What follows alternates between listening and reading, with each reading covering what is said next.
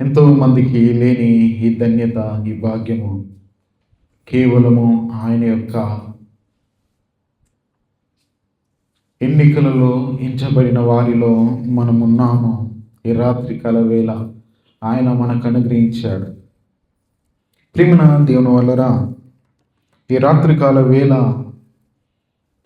ఒక ప్రాముఖ్యమైన సంగతిని మనము ధ్యానిద్దాం. గత వారము మనము ధ్యానించిన దేవుని యొక్క వాక్యము ఎవరికైనా గుర్తుందండి? పరిశుద్ధ స్థలం. ఇంకా ప్రాముఖ్యమైన సంగతులు ఏంటి? అవును, ఎవరికి? మందసము, ఉజ్జ, తర్వాత దాదాపు అందరికీ గుర్తుంది. ఎందుకంటే ఒక్కొక్కరు. ఎందుకు అడుగుతున్నానంటే, వచ్చాము, కూర్చున్నాము, వెళ్ళిపోయాము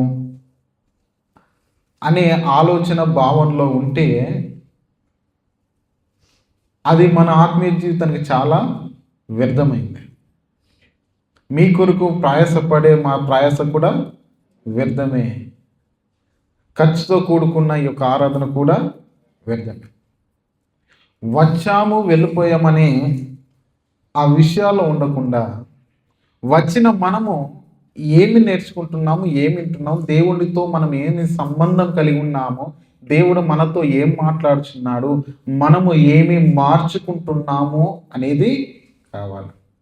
వినడం అందరము వింటారు, చెప్పడం అందరూ చేస్తారు. చెప్పేవాళ్ళు ఇది నన్ను చాలా మంది ఉన్నారు, వినవాళ్ళు కూడా చాలా మంది ఉన్నారు. కానీ మార్పు చెందని వారే ఎందరో ఉన్నారు. మార్పు చెందేవారు కొందరే ఉన్నారు. ఆ కొందరిలో మనము ఉన్నామా లేదా అనేది అది ఒక ప్రశ్నలా ఉంటుంది. ఆ ప్రశ్నకు సమాధానం నీవే. నేను ఖచ్చితంగా నిన్ను మారవని చెప్పలేను, కానీ మారే మనసు అనేది ఎవరికి ఉండాలి? మనకి. ఆ ప్రశ్నకు సమాధానం మనమే చేసుకోవాలి, రాసుకోవాలి. కాబట్టి ప్రియమైన దేవుని వలన దేవుని యొక్క 66 గ్రంథాలలో ఎన్నో మర్మాలు ఉన్నవి, ఎన్నో గూఢమైన సంగతులు ఉన్నవి. అసలు ప్రపంచ మానవాళికి తెలియని ఎన్నో విషయాలు ఉన్నవి. ఆ విషయాల లోతుల్లోనికి వెళితే నీవు మహాజ్ఞాని అవుతావు. చదివిన వ్యక్తులే జ్ఞానులను అనుకుంటే చాలా పొరపాటు. శాస్త్రవేత్తలే జ్ఞానులు, ఉన్నతమైన చదువులు, పిహెచ్డీలు, డబుల్ డిగ్రీలు చేసిన వాళ్ళు జ్ఞానులు అనుకుంటే పొరపాటు. దేవుని యొక్క వాక్యం తెలిసిన వాడే మహా జ్ఞాని. దేవుని యొక్క వాక్కులు తెలిసిన వాడు మహాజ్ఞాని. దేవుని యొక్క మనసు తెలిసిన వాడు ప్రపంచంలో గొప్ప మేధావి.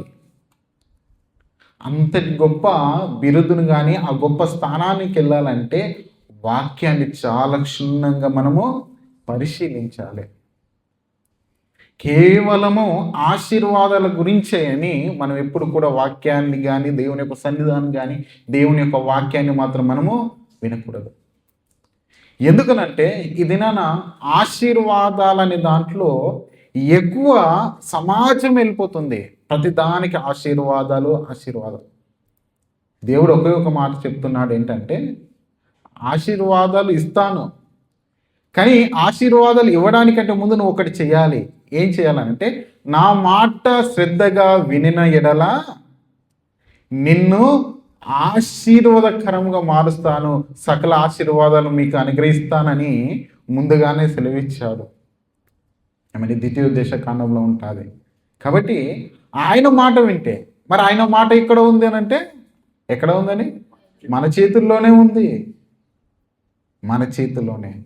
అంటే ఈ మాటలు, దేవుని యొక్క మాటలు ఎవరు వింటే వారు ఆశీర్వదించబడతారు.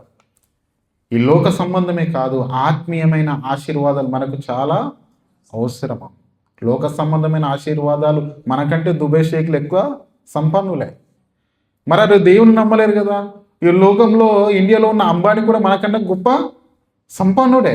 మరి వానికి ఆశీర్వాదం ఎలా వచ్చిందంటే, ఆ ఆశీర్వాదాన్ని దేవుడు దేనితో పోల్చాడంటే పెంటతో.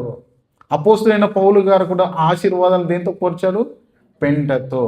ఏమండి, అది నిజమైన ఆశీర్వాదం కాదు.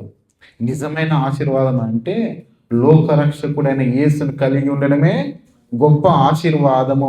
ఆయన అనుగ్రహించిన దేవుని యొక్క వాక్యాన్ని చేత పట్టుకోవడమే నిజమైన ఆశీర్వాదం. కాబట్టి ఇంత మంచి మాటలు సెలవిచ్చిన ప్రతి చోట మీరు విని విడిచిపెట్టేవారుగా ఉండకుండా వినిన దాని ప్రకారం మనం మార్చుకొని మార్పు చెందే వారముగా మనము ఉండాలని దేవుని యొక్క పక్షాన కోరుచు ఈ దినమందు కూడా